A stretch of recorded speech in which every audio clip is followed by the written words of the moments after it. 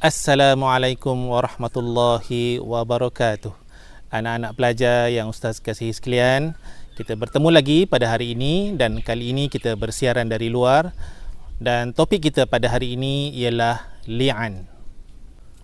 Perkataan li'an berasal daripada bahasa Arab la'ana yang bermaksud laknat. Dari segi istilah, li'an bermaksud sumpah seorang suami disertai dengan laknat Allah kepada dirinya untuk menolak hukuman qazaf disebabkan tuduhan zina terhadap isterinya. Sumpah li'an boleh berlaku disebabkan beberapa faktor. Pertama, seorang suami yang menuduh isterinya telah berlaku curang tetapi tidak dapat mengemukakan 4 orang saksi bagi menyokong dakwaannya. Sumpah li'an juga boleh berlaku di sebelah pihak isteri bagi menafikan tuduhan yang telah dibuat oleh suaminya dan bagi memelihara maruahnya sebagai seorang isteri. Sumpah li'an juga boleh berlaku apabila seorang ayah menafikan nasab keturunan anaknya. Ini bermaksud dia mengatakan bahawa anak itu bukan anaknya dan isterinya telah berlaku curang di belakangnya. Pelajar-pelajar, bagaimanakah proses sumpah li'an ini berlaku? Bolehkah seorang suami bersumpah di hadapan isterinya di rumah mereka? Jawapannya tidak boleh. Proses sumpah laknat ataupun proses li'an mestilah dilakukan di hadapan hakim ataupun pihak yang bertanggungjawab dalam urusan agama di sesebuah kawasan. Pelajar-pelajar, dalam kes-kes tuduhan zina ataupun tuduhan liwat, seseorang yang menuduh wajiblah mengemukakan sebanyak 4 orang saksi yang boleh dipercayai dan adil. Walau bagaimanapun, dalam kes seorang suami yang menuduh isterinya berzina, suami tersebut perlulah membuat sumpah li'an bagi menggantikan 4 orang saksi yang tidak dapat dikemukakannya. Jika tidak, suami tersebut boleh dikenakan hukuman qazaf, iaitu hukuman sebanyak 80 kali sebatan kerana menuduh isterinya berzina. Di pihak isteri tersebut perlulah membuat sumpah li'an bagi menafikan tuduhan yang telah dibuat oleh suaminya. Jika isteri enggan membuat sumpah li'an, ini bermaksud bahawa si isteri telah mengakui tuduhan suaminya dan isteri tersebut akan dikenakan hukuman rejam kerana melakukan zina. Seterusnya, bagaimanakah proses li'an ini dijalankan? Yang pertama, suami perlulah bersumpah sebanyak 4 kali dengan nama Allah, mengatakan bahawa isterinya telah berzina, dan kemudian sumpah yang kelima adalah sumpah laknat Allah ke atas dirinya sekiranya tuduhan yang dibuat oleh suami itu adalah tuduhan palsu dan tidak benar.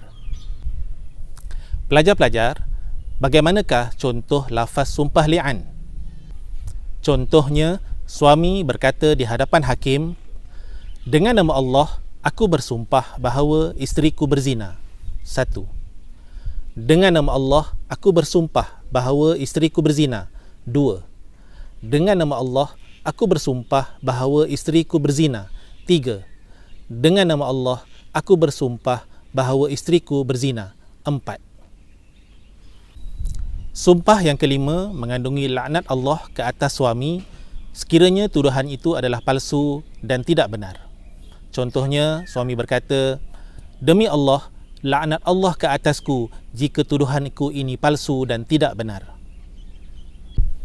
Setelah suami melakukan sumpah li'an, apakah yang perlu dilakukan oleh seorang isteri?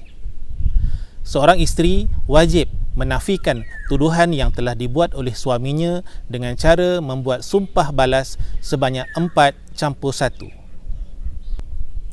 iaitu 4 kali sumpah dengan nama Allah menafikan tuduhan suaminya, dan sumpah yang kelima adalah sumpah laknat Allah ke atas dirinya jika sekiranya dia berbohong dan tuduhan suaminya adalah benar.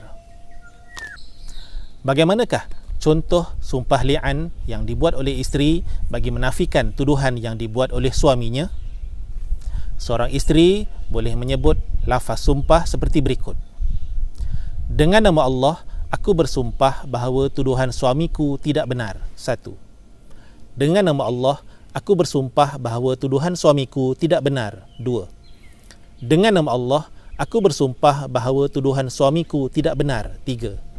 Dengan nama Allah, aku bersumpah bahawa tuduhan suamiku tidak benar. 4.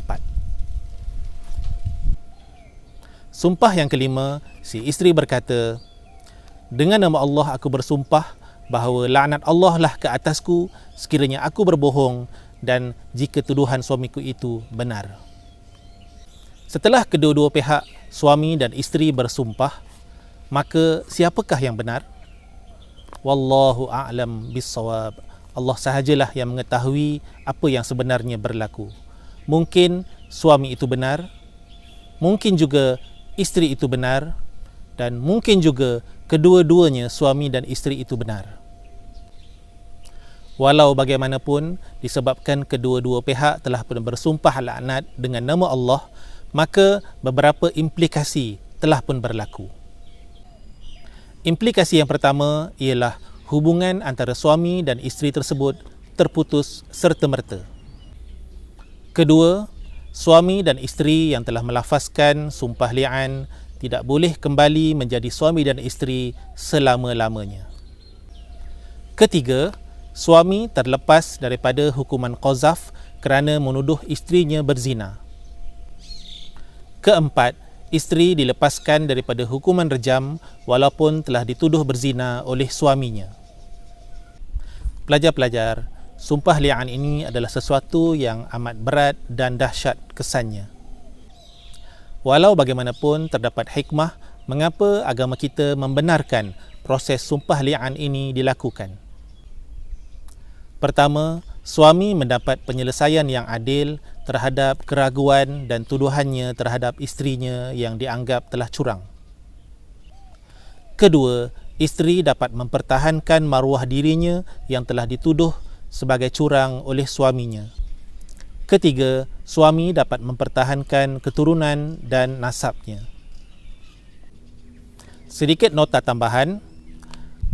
Pertama, sekiranya pasangan suami isteri itu telah pun melafazkan sumpah laknat, maka isteri tidak berhak untuk mendapat nafkah lagi daripada suaminya.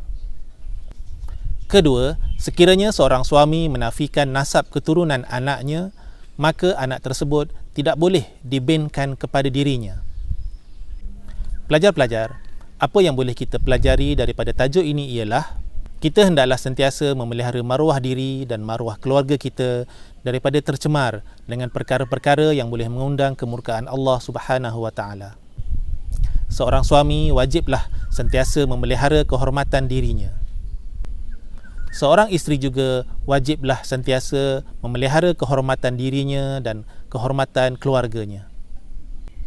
Semoga keluarga kita akan sentiasa dilindungi oleh Allah Subhanahu wa taala daripada perkara-perkara yang boleh mendatangkan fitnah dan mendatangkan keruntuhan kepada kebahagiaan dan keharmonian sesebuah keluarga. Okey pelajar-pelajar, kita bertemu lagi di waktu yang lain dengan topik yang lain pula. Assalamualaikum warahmatullahi wabarakatuh.